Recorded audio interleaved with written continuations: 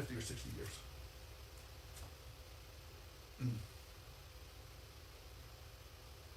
Just 8 days after President Kennedy's burial, Lyndon Baines Johnson calls Chester Holyfield, this again, showing you where the power is, 8 days after the burial, to wish Holyfield a happy birthday and grant him the wish of reorganizing management at the inventor's government laboratory.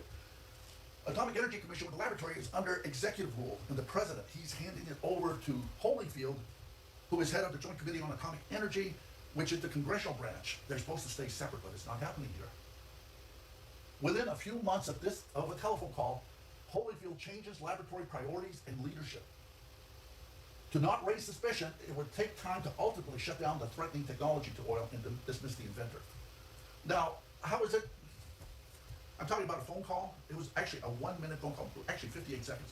I happened to, in my research, find it. And fortunately, I archived it because after I first spoke of this in 2014 or 2015, it disappeared from the White House log. But I archived it. So here we have the smoking gun. Johnson is calling the congressman 8 days after the burial. It occurred at 12:02. It was call number 19. And here it is. Congressman Holyfield, 2191. How you doing? I'm pretty good. Happy birthday. Thank you very much. I just want you to know I'm thanking my chief nominator, and I just want to wish you many happy returns to the day. Well, thank you very much. I know how busy you've been, and I want you to know how proud I've been of the way you've been handling yourself. I saw you all during the speech section that day. Well, I was also down yesterday at this Now it's going to come. Well, to speak with you sometime pretty soon. Senator Hanson, there's a backstory about Prost, and I want to come down and spend a few minutes with you talking about this overall atomic energy program. You glad to do what we're doing. We'll work something out. I appreciate very much. Thank you. Okay, we'll continue. I can no longer find it. Experts could probably find this phone call, but fortunately I archived it years ago.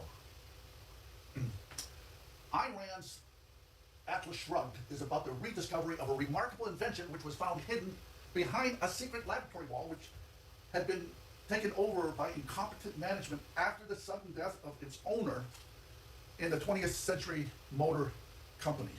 But again, the owner or the guy overseeing the technology, the champion of it, dies, and it falls apart. This happens to be from one of the films on Atlas Shrugged, authored by Ayn Rand, where Dagny Taggart, that young woman, and Hank Reardon, the one 11 years older, they discovered the technology that was hidden behind the wall in the movie and in the book. This technology, they realized, could operate at atmospheric pressure,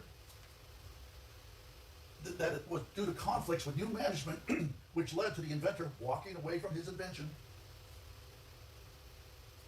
The invention is found decades later by two of the major heroes of the novel, Dagny Taggart and Hank Reardon, as you see here.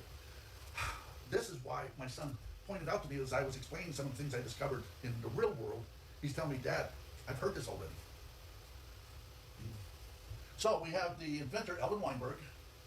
Now I mentioned Oppenheimer, Manhattan project manager. Well, here's another coincidence, by the way. And Robert Oppenheimer is 11 years older than Alvin. Let's get back to Ayn Rand and her book, Atlas Shrugged. Again, we have John Galt, the inventor of the, let's say, Galt technology, and we have our inventor over here, Alvin. Now, I mentioned Reardon Meadows, Hank Reardon, the gentleman you see here who's with Dagny. He's a brilliant individual, just like Oppenheimer was. And lo and behold, and he's battling the government just as Oppenheimer was, if you watched the Oppenheimer biography on the movies recently. Both of them are characters battling the bureaucracy of the government. And lo and behold, another coincidence. Reardon happens to be 11 years older than Galt, just as Oppenheimer's 11 years older than Alvin. Any more coincidences with them? Oh yeah. If you remember, in the movie and in the book, Oppenheimer got into a lot of trouble because of his younger brother Frank, by 9 years. If we look at Hank Reardon in the book, he has lots of problems with his brother Philip, who is also 9 years younger. Just another coincidence. So, in the year 1915, as Robert Frost published The Road Not Taken, an extraordinary child, Alvin Weinberg, was born in a Chicago suburb who would walk a road less traveled to accomplish great things under JFK. And it could have gone a lot further if he hadn't been struck down. And I just want to click. Two roads, they were sitting on wood. Then sorry I could not travel both, and they went traveling. Long I stood, looked down one as far as I could, to where it went in the undergrowth. Then took the other as just as bad, and having perhaps a better claim, because it was grassy and wanted wear. Though as for that, the passing there, had worn them really about the same. And both that morning equally lay in leaves outside and trodden by. Oh, I kept the verse for another day, yet knowing how way leads on the way, I doubted if I should ever come back. I shall be telling this from the side somewhere ages and ages hence. Two roads diverged in a wood, and I took the one less traveled by. And that has made all the difference.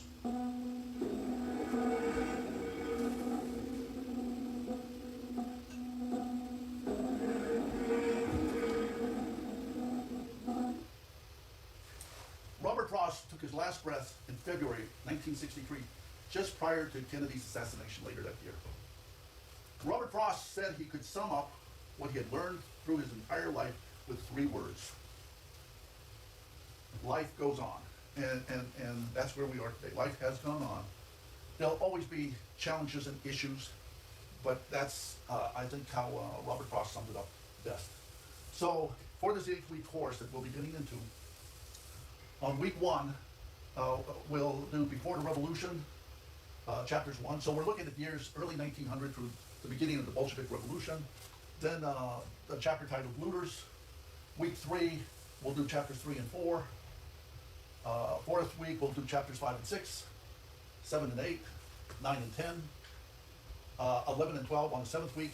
And then we'll just have a lot of more conversation on all we've seen and learned. Ayn Rand, there's a lot of information and history on what were the driving forces with this remarkable woman. I look at the Robert Frost poem as at least 7 or 8 million people read Atlas Shrugged. They all came down one road and they perceived it one way, all this phenomenal friction. I was kind of a lone individual who was studying other things on a different path, which led me to Ayn Rand, but with an entirely different perspective on that. These weren't fictional characters, and as we go through this book, we'll have a sense of how Ayn Rand's mind works, and we can decide if these were purely just coincidences that I came across and reported to the foundation, or if there's some merit and uniqueness in what I've uncovered. So that's it for this introduction to the 8-week course. Thank you.